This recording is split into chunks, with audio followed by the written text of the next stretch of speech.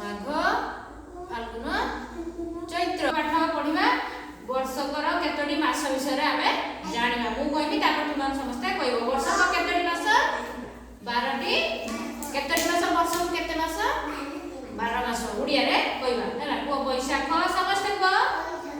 ଜ୍ୟେଷ୍ଠ, ଆଷାଢ଼, ଶ୍ରାବଣ, ଭାଦ୍ରବ, ଆଶ୍ୱିନ, କାର୍ତ୍ତିକ, ମାର୍ଗଶିର, ପୌଷ, ମାଘ, ଫାଲ୍ଗୁନ, ଚୈତ୍ର।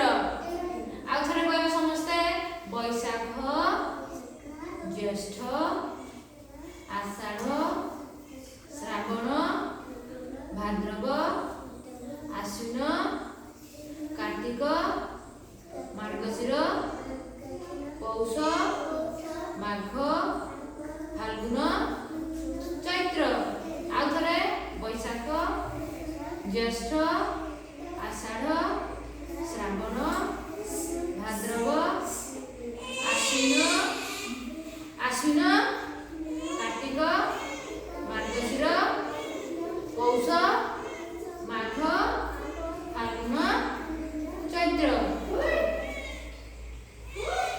ତୁମେ କୁହ। ବୈଶାଖ, ଜ୍ୟେଷ୍ଠ, ଆଷାଢ଼, ଶ୍ରାବଣ, ଭାଦ୍ରବ, ଆଶ୍ୱିନ, କାର୍ତ୍ତିକ, ମାର୍ଗଶିର, ପୌଷ, ମାଘ, ଫାଲ୍ଗୁନ, ଚୈତ୍ର। ତୁମେ କୁହ ଜଣକା। ବୈଶାଖ, ଜ୍ୟେଷ୍ଠ, ଆଷାଢ଼, ଶ୍ରାବଣ, ଭାଦ୍ରବ, ଆଶ୍ୱିନ, କାର୍ତ୍ତିକ, ମାର୍ଗଶିର, ପୌଷ, ମାଘ, ଫାଲ୍ଗୁନ, ଚୈତ୍ର। ତୁମେ କୁହ।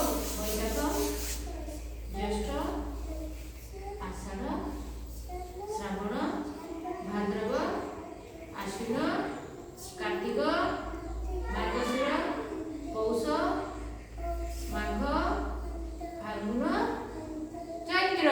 ଆଜି ଆମେ କଣ ଜାଣିଲେ? ବର୍ଷକ କେତୋଟି ମାସ? ବର୍ଷକ